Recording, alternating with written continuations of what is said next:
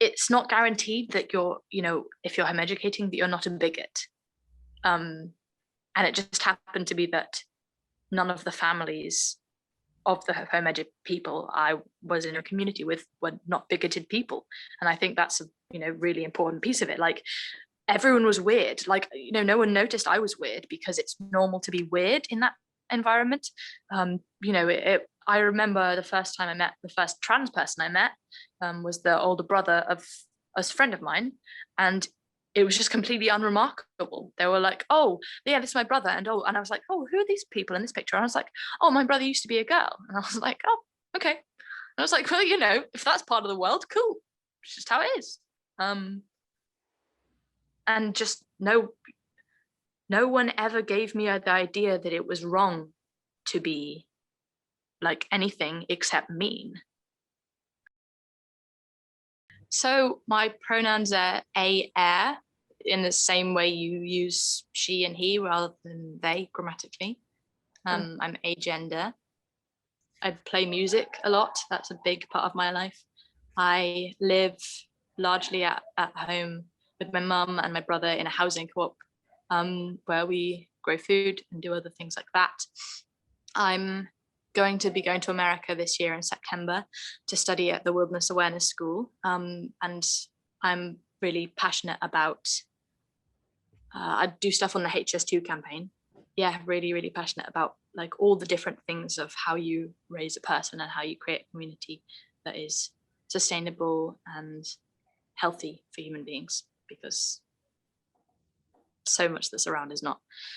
And how I came to be home educated, I don't call it homeschooled, and no one I grew up with does. So I did call it that because, not really important. But my mum went to boarding school and hated it. She was like a really bright kid, and then she got to secondary school and it like squished all of the life out of her back in like the 60s.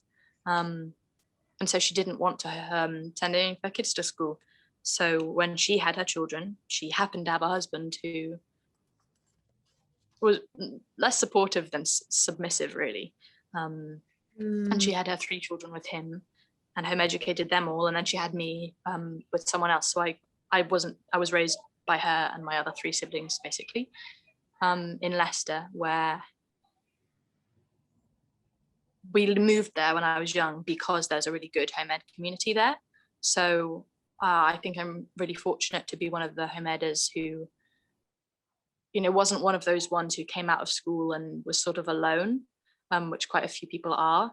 Whereas I really grew up with a community of people around me, a lot of whom were my age, of very varying ages and the generations above me, going to quite a lot of camps, spending a lot of time outdoors. I wasn't like one of the people who had lessons. I didn't do any like of that type of learning until I was a bit older, and I sort of chose to. So I was a little bit different. It wasn't a choice. My parents didn't choose to take me out of school.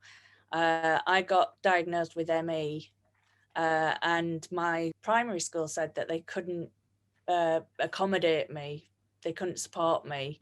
And so I was given a tutor by the local education authority. I started having home tuition in year 6 and stayed on home tuition until I was, till after my GCSEs. I only returned for 6th form to normal standard education. But I was only given an hour a day tuition. And that was my experience of home tuition, is 1 hour a day by a teacher. And it was deemed that that was okay because it was a qualified teacher. So it was a better experience as a one-to-one with a qualified teacher. My understanding is if my parents had have taken me out of school, it would have been a minimum of 3 hours teaching time, and that it would need to be, that it would have been kept an eye on, that I definitely didn't drop below that much. But that was my experience, just 1 hour a day. It was frustrating because I was 11 years old, I wasn't even allowed into the meeting to discuss my future, which even my parents didn't like. My parents kind of said she should be here, she should be involved, and they just wouldn't, and they just basically didn't give us an option. I woke her up to go to school and she said, "Mummy, please don't make me go, and please don't ever make me go back there again." So I said, "Okay, sweetheart, I won't." And I didn't even know that home education was legal. But I knew that I could not send my child into a position where she was having her whole life destroyed. I'm a retired legal professional, the Secretary of Education otherwise, and a trustee. I'm also a member of the Parliamentary experts panel for COVID-19 in respect of home education. I home educated my own children starting in the early 1980s, and I've since home educated grandchildren. Being a lawyer by trade, I very quickly hustled off to the law books, flicking through to check that it was actually lawful to home educate her, and came across the Education Act and found that yes, it was lawful, and decided to home educate her from there on. I think that people's response has improved recently, but you still get the response I did. You have to bear in mind that at the time that I first started home educating, there was no internet, there was no ready communication system. The only support for home educating families was from Education Otherwise, and that was members would receive a booklet with the names of other members who they could contact to ask for advice. And it was a very slow way of doing things. It was very much a kitchen table charity.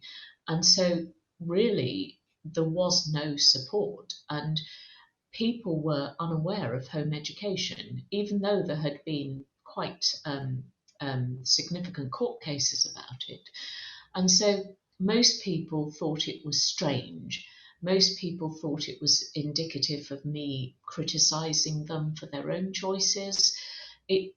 But I tend to be rather strong, not physically, but certainly mentally very strong. And my thought was, my child cannot suffer what she is suffering, regardless of what anybody else does or says. She is not going to attend school. And that actually just completely overwhelmed any concerns I had about other people. But I find that I spent a lot of time over the years dealing with relatives saying, "You're ruining your son's life, or you're ruining your grandchild's life. They'll never get a job because they're home educated. They're going to grow up to be weirdos because they're not properly socialized." And I have people coming to me for advice who are still hearing those things now, even though there is overwhelming evidence to indicate that home educated children do really well. They do, on average, a little better than school children do. There's evidence to say how well socialized they are. They are just differently socialized. And yet these myths of the Cohen's modern day demon still exist. But for me, I'm afraid I was rather too tough to take any note of them, but not everybody could do the same. So in America, normally they have, when they do homeschooling, they do what's called co-ops. And it's basically like you're home for most of the week, but then during part of the week, you go in for like your math and your science and your history and stuff like that. But the rest of it, you just do at home, just to keep them kind of motivated and like that you're on the right track kind of thing. But I didn't, because obviously I live in England, so we don't really have that thing here. My parents are from America. They're both from California. But they came over to England in 1998 for their job purposes. And I was born here and I've lived here ever since, never lived anywhere else. I play 3 instruments. I love art. I do that a lot in my spare time. I really enjoy psychology and stuff like that. I mean, I guess it's more accepted nowadays, but I feel like when I was younger, it was still kind of looked down upon, like, oh, you're homeschooling your child. My family is Christian, and that's kind of part of the reason they decided to homeschool me. And there's also, different things around being a Christian homeschooler, like, oh, were you allowed to watch movies as a kid? And it's like, yeah, of course I was. I was allowed to watch what you were allowed to watch. It wasn't like I couldn't listen to music. I I wasn't just bound to children's TV shows for most of my life, you know. It's just I had a normal childhood just like you. My social situation was very difficult. I got bullied a lot by the kids that I went to school with. I would say I was ostracized. Basically, the only times I got spoken to by any of the kids I went to school with was to say things like, "Oh, you're a skiver." I became quite agoraphobic, and I suffered a lot with social anxiety. I saw a therapist and I overcame it. I'm doing a lot better these days, but it had a very detrimental effect on me with the lack of socialization, but also the bullying side being quite bad as well. It was interesting. If we went on holiday, for example, family holidays, I'd make friends straight away, and everything would seem, I'd get like 2 weeks away where everything would be like a different world completely. And that was great. But then I'd come back home and it'd be just the same. And I even heard things that it was obvious that the kids I went to school with were saying that was the parents, because they couldn't answer and they couldn't give an answer as to why Laura could not be in school, but they had to. Because I'd get things like, "Oh, you're never going to do anything with your life. You're never going to get a good job because you're not in school." So we called school children schoolies when I was young. And 2 typical questions they always asked was like, "Do you have any friends? And what's one add one?" And I'm like, "Mate, you have like exactly the amount of friends that are in your school. I have friends all over the country." Like, yeah.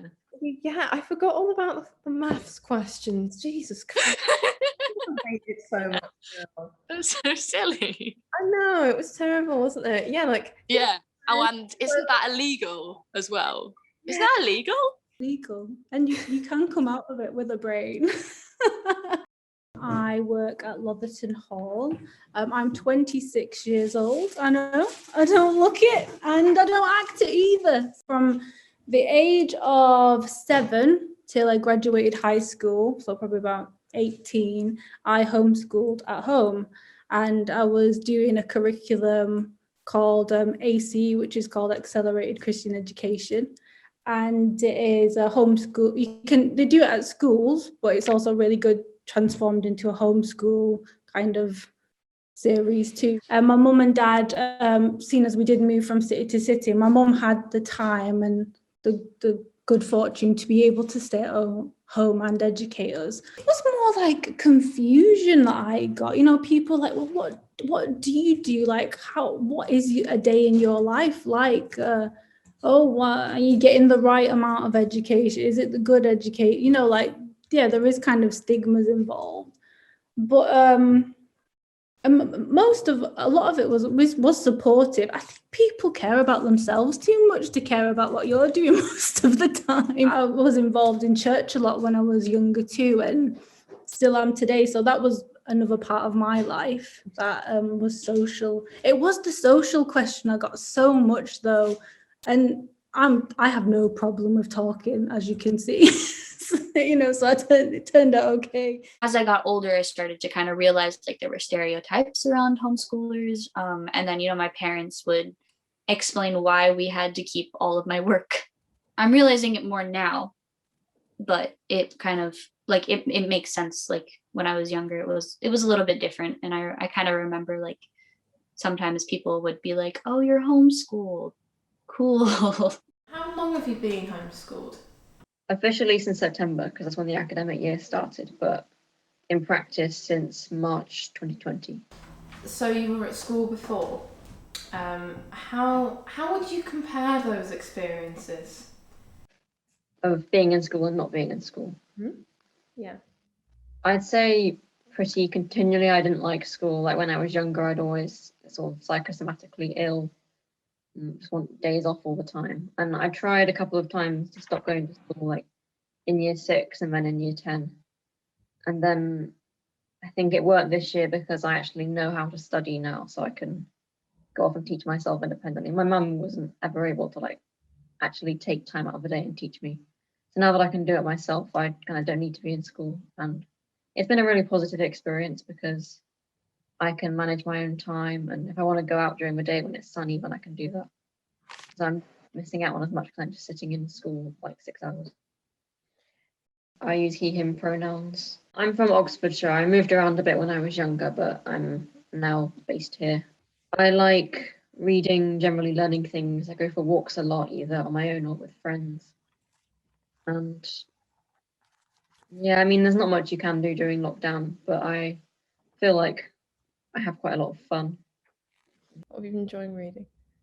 At the moment, I'm reading The Brothers Karamazov by Dostoevsky, and before that, I was dipping into Underland, which is a book about the ground, basically. So like tree roots, mushrooms, kind of the wood wide web. You know, I have that book. I read about it in New Scientist a few years ago, and I bought it for myself at Christmas. And I read the review in New Scientist, and it sounded absolutely amazing, like this hidden underworld that we don't know very much about. That sounds like a great book.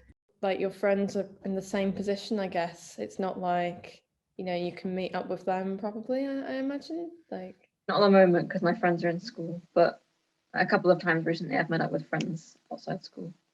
okay, that's good. And how are they finding being back at school? It sounds like it's quite stressful, like having to wear masks all the time, having to get COVID tests, but it's better than it was before the most recent lockdown, I think. I know with my sister, because she's in school, that she's definitely better off being there because she wasn't really managing her time amazingly at home. Like she was in her pajamas all day and playing Roblox and half focusing on the lesson. I don't know. It was a really good, I think, experience because I was also around my family a lot more. I mean, my main friends were my brother and sister. And of course, you know, siblings bug you and they annoy you and stuff like that. But it was really good to, you know, be around them and like actually be friends with them, even though we totally got on each other's nerves. What would you say has been sort of the thing that you've enjoyed the most about being out of school? I don't know if it's the most, but one of the things would be sleep, because I can choose when I want to go to sleep and when I want to wake up. And it was actually quite weird that school regulates that and makes kids get up so early because it's not natural to be getting up at 7 every day if you're a teenager. The obvious one is you get asked, like, oh, did you stay in your pajamas all day? I had a sister who homeschooled at the same time too. She was really academic, really good. And for me, I was a bit more kind of energetic. It was good for me because it gave flexible time for me to learn. So if I was really struggling with something, I could kind of put it to one side, work on something else and come back to it. So I didn't feel the pressure of like, if you don't get this done, you're going to get behind. And I think that really helped me like continue to enjoy even the hard parts of what I found hard. Well, I was a very lively child. Yeah, I was always doing something, you know. I was in the garden a lot of the time collecting stuff and making potions, was inside playing with toys all the time, did all sorts of stuff. And so actually one, you know, good part of the community where I lived is that people, the community of parents organized stuff for people all the time. You know, we'd go to the museums in London sometimes, we'd do all sorts of things.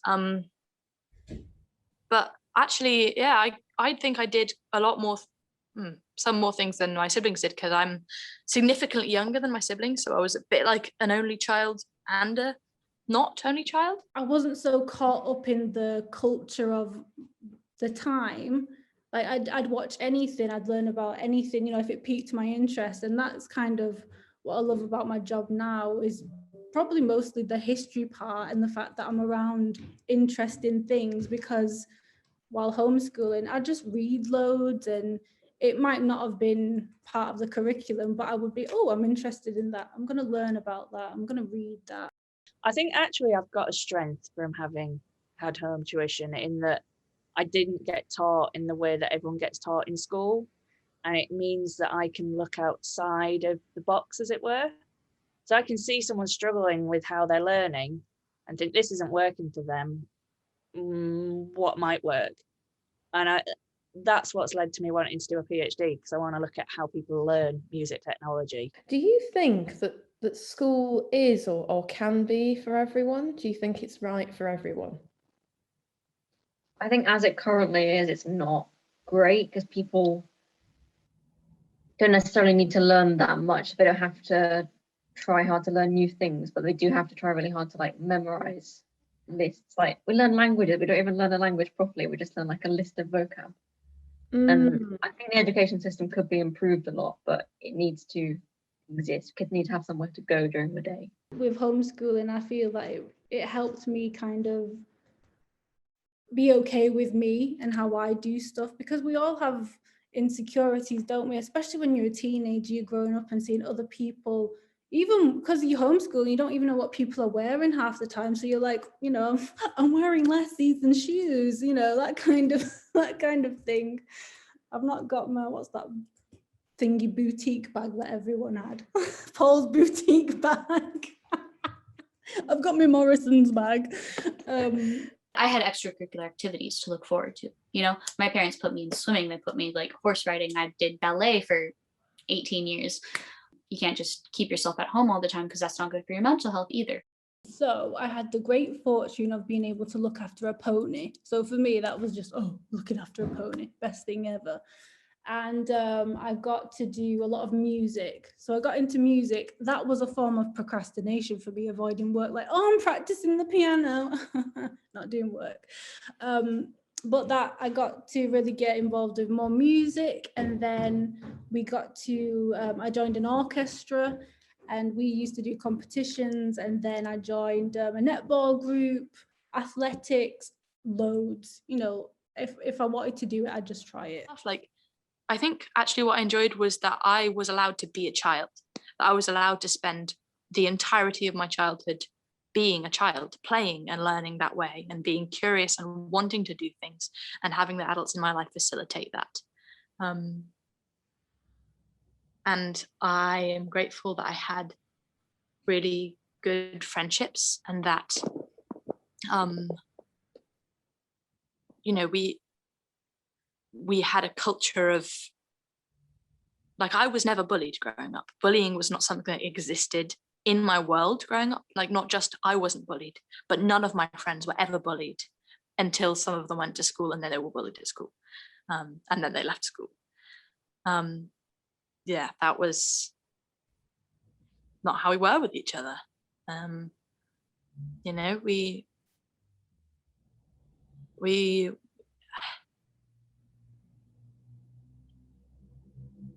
had relationships that had emotional depth and explored who we were as people.